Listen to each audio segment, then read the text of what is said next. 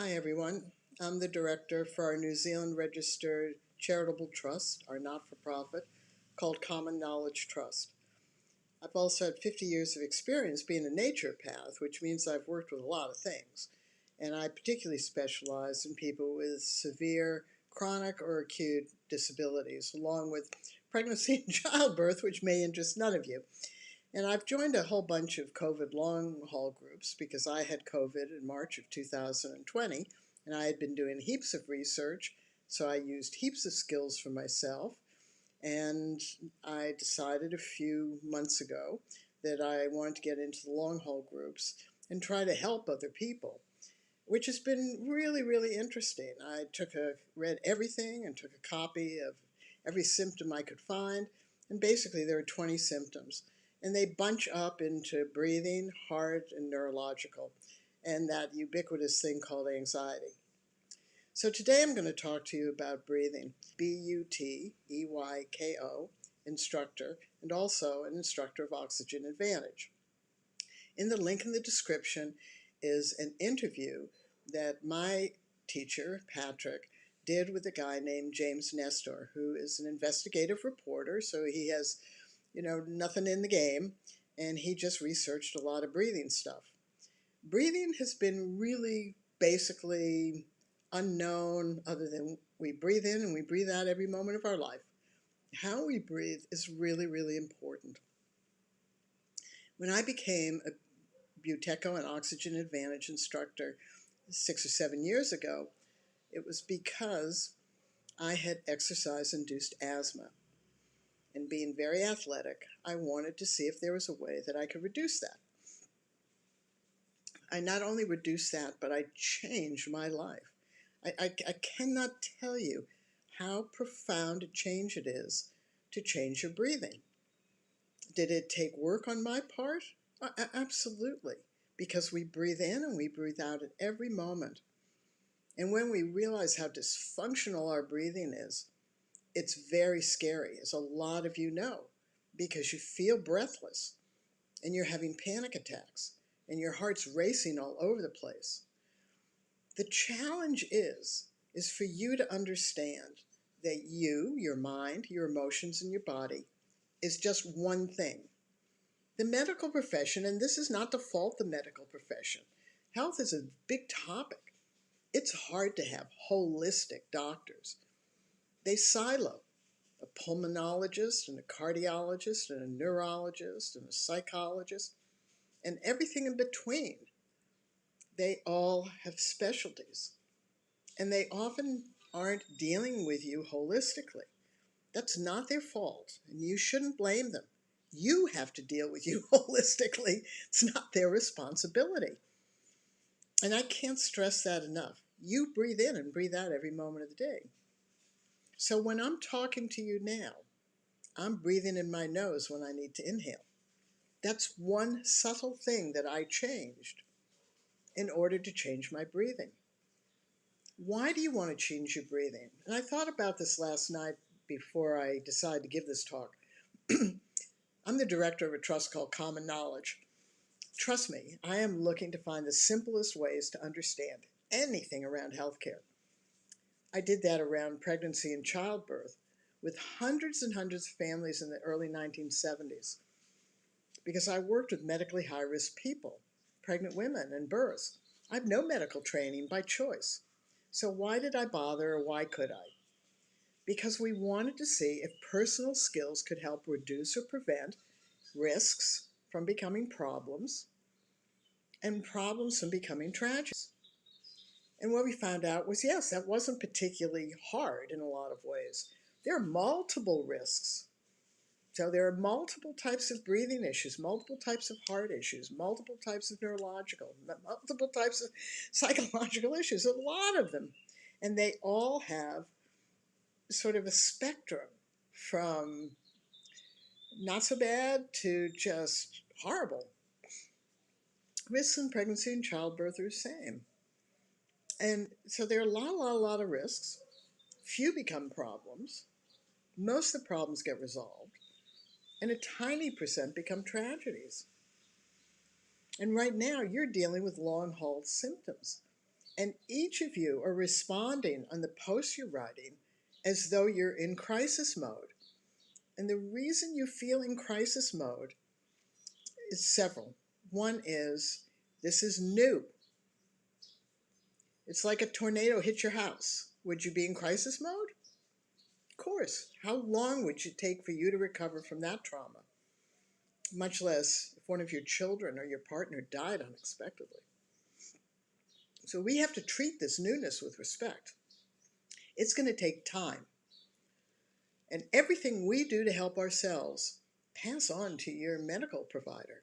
They may or may not regard you, but every little bit helps, and we move through this little by little. Why else are you feeling disorganized? Because you're having symptoms that are very intense, and they're scary. COVID has a death penalty associated to it. But lots of people are going to get COVID, and they're not going to die. Lots of people are going to get COVID. So you're looking at working with yourself. Are there lots of areas you can work on? Yes. Today we're going to talk about breathing, because breathing is the most fundamental. So from a common knowledge approach, just let's look at it this way. We breathe in or we breathe out. Two choices. We use our nose or our mouth. Two choices. We have a sympathetic nervous system, which is our fright, flight, fight, or freeze, which makes us nervous, anxious, panicky, shuts down our cardiovascular system. Hands cold, our feet cold, gives us restless sleep. Before you got COVID. Or we have the parasympathetic nervous system, which most of you have never existed in. Or for a few moments of time, you go out to nature and you feel better. Or you lie in the sun and you get sleepy. But you haven't been taught, and society hasn't been taught, and the medical profession hasn't integrated breathing into any of their silos, really. Pulmonary or people who are dealing with the lungs, respiration, both therapists and doctors, are doing it the best they can. But it's just been in the past 5 years that really changing our breathing we're understanding how it makes a difference. And that's where you want to listen to James Nestor, because he's got no skin in the game. He was an investigative reporter. And I haven't read his book. I've watched his interviews. And he's being interviewed by my instructor from Butecho and Oxygen Advantage, Patrick, who's become very well known recently. Trouble breathing, do not get into Oxygen Advantage. It's for people who do not experience breathlessness. It's for top-end athletes who want to improve their performance. It's Butecho, if you want to be involved in this system, that you need to start with. And you need to start gently. And that's what I'm willing to do. So when I post this, you can PM me on Facebook, and I'm certainly happy to talk with you and happy to work with you further. When I became introduced to breathing in the 70s, it was hyperventilation, which is what you feel when you're having an asthma attack or a panic attack. And the purpose was to have an emotional crisis. Well, not suited for me, may not be suited for you. Breathing methods out there. Many of us know them from yoga, meditation. Anybody who's doing martial arts, breathing's involved in it. You don't see martial arts people going, or they're just not doing that because they have changed their breathing. So sticking to the two things, either nose or mouth, or in or out, or sympathetic, parasympathetic, we now know that when we change our breathing, we can suppress the sympathetic, the fright, flight, fight, and freeze, the thing that gives you anxiety, panic attacks, can't sleep, even the itching. Almost all of the long haul symptoms come because the sympathetic nervous system is in high gear. And why is that? This virus is new. It has stimulated our sympathetic nervous system, which is our immune, fright, flight, fight, or freeze. It's what our body has been dealing with. So our immune system is in hyperdrive. The medical profession did not believe that diet, exercise, or reducing stress made a difference in anyone's life. That's not true now. They're becoming more holistic. They know that. Changing your diet takes time. Changing your breathing takes time. Getting more exercise takes time. Reducing your stress takes time. Breathing has probably the most impact because it actively and can quickly activate your parasympathetic nervous system, being calm. It's called rest and digest. So people with acid reflux, stimulating your parasympathetic nervous system, good idea as well. Count how many breaths a minute you're taking. That's the first step. Count how many breaths a minute, how many in and outs you're taking. I was a nose belly breather, which is preferred. When I first did that small task, and it just took me a while actually to get that, because I had to do it a few times over a few days to see if what I was getting was sort of accurate. I was breathing 20 times a minute. That's the high end of what's considered to be average, 12 to 20. But Patrick introduced me to the concept that people with functional breathing breathe between 6 and 12 times.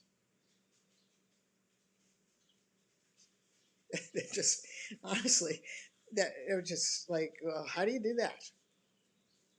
Exactly. Stop breathing? What do you do? So by using the Butecho skills and some other very good skills called cadence breathing, box breathing, my breathing changed over time. It took me 6 to 8 months of really working with my breathing because I was very motivated. Did I work on it 8 hours a day? No, of course not.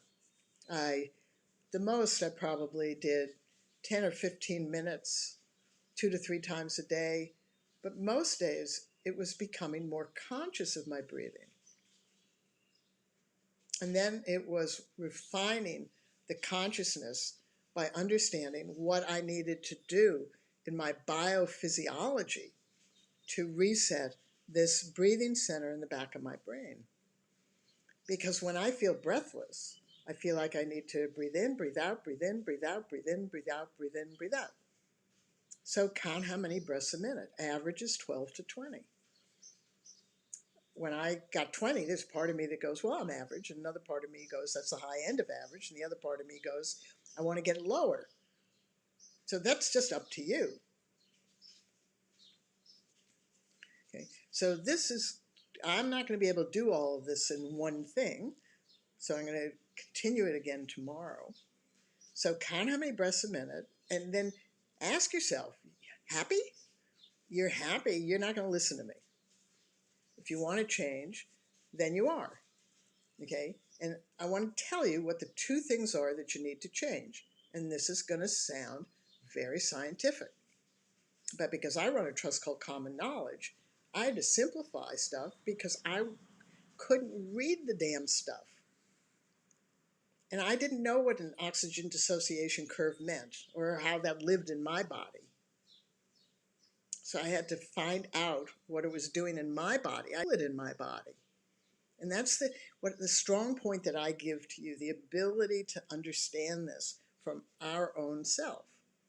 So basically, if you're overbreathing, if you're breathing too many times per minute, you do not have a good carbon dioxide tolerance. Because people with a good carbon dioxide tolerance don't get breathless. And we know that by some examples. We know that people at high altitude have less oxygen. And so when the runners came down to the Olympics and left everybody miles behind them, it was because they had good carbon dioxide tolerance. When you have good carbon dioxide tolerance, you don't feel breathless. So if you're a person who's breathless, you don't have good carbon dioxide tolerance, and you have to build that. And that's through certain breathing exercises, which I'm going to show you. because you're all walking around with oximeters on you saying, I have good oxygen stats. Did your doctors tell you where the oxygen was in your body? Okay. And whether having good oxygen stats correlated to whether you felt breathless or not? There are always a range of breathlessness. And so you're somewhere on that range. So when we breathe in oxygen, our oxygen does something. It goes into our bloodstream and it sticks to our blood cells.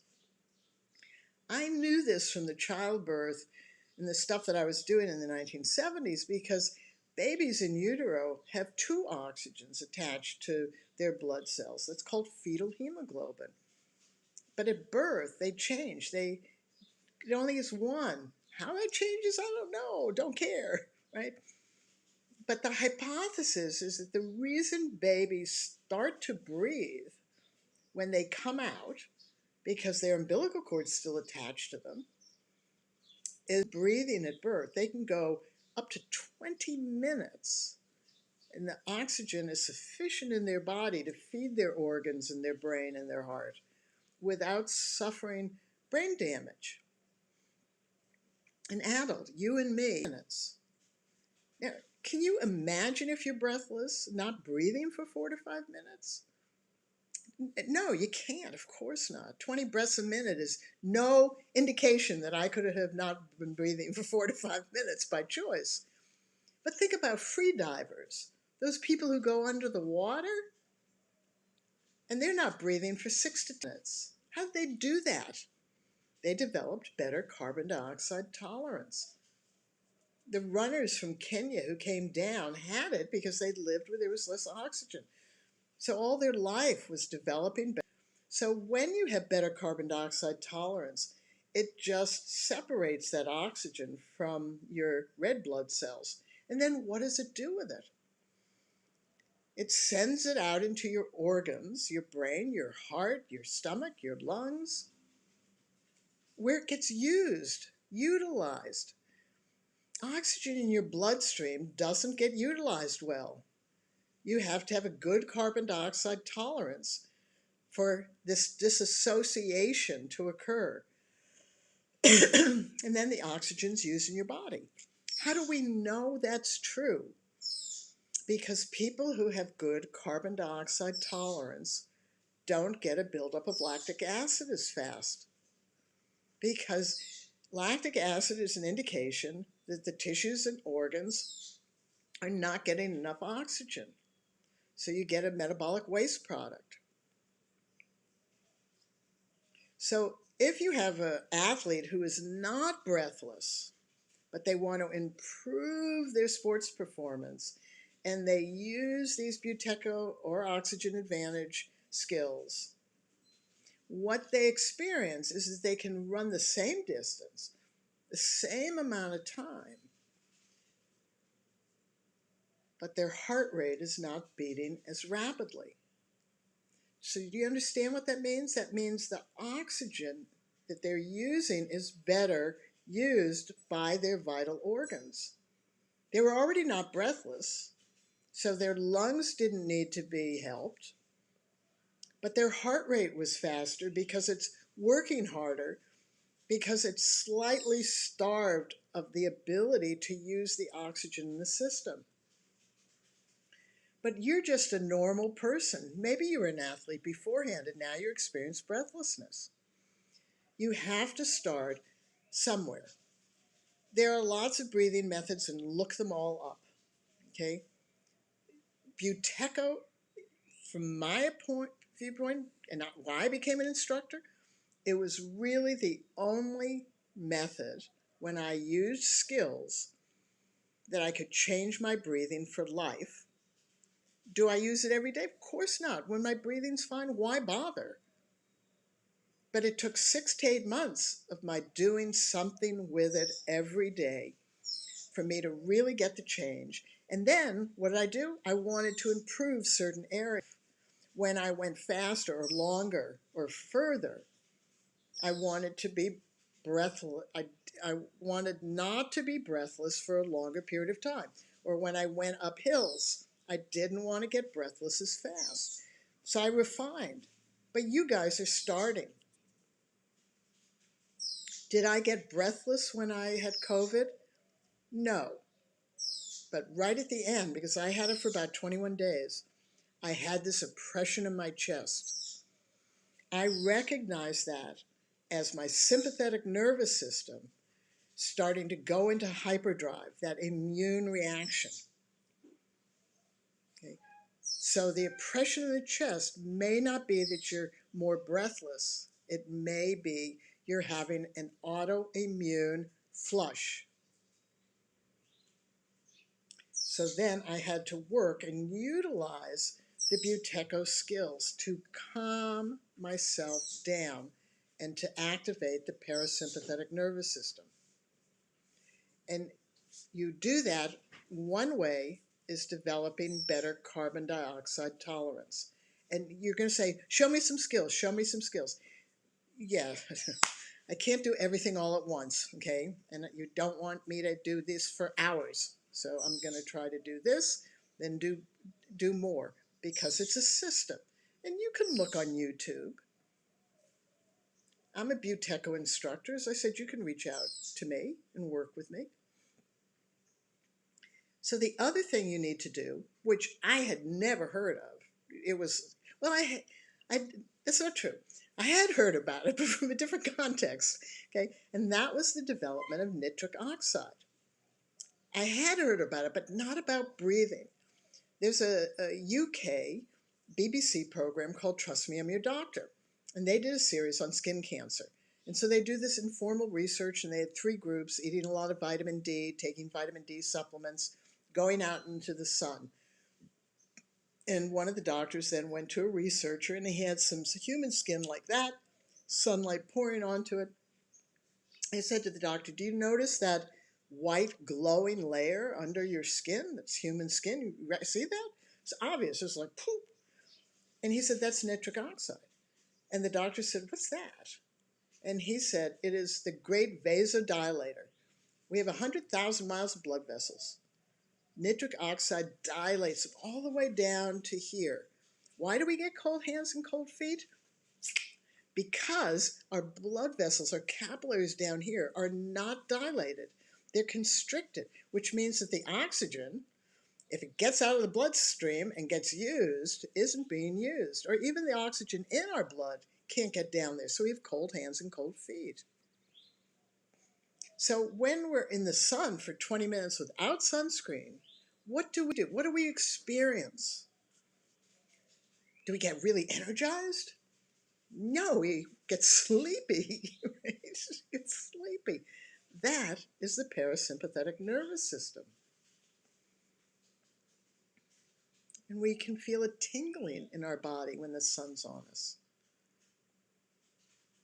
And that tingling is the nitric oxide dilating the 100,000 miles of our blood vessels, which opens up also the alveoli in our lungs and the blood vessels to our lungs and our heart and our brain, our diaphragm.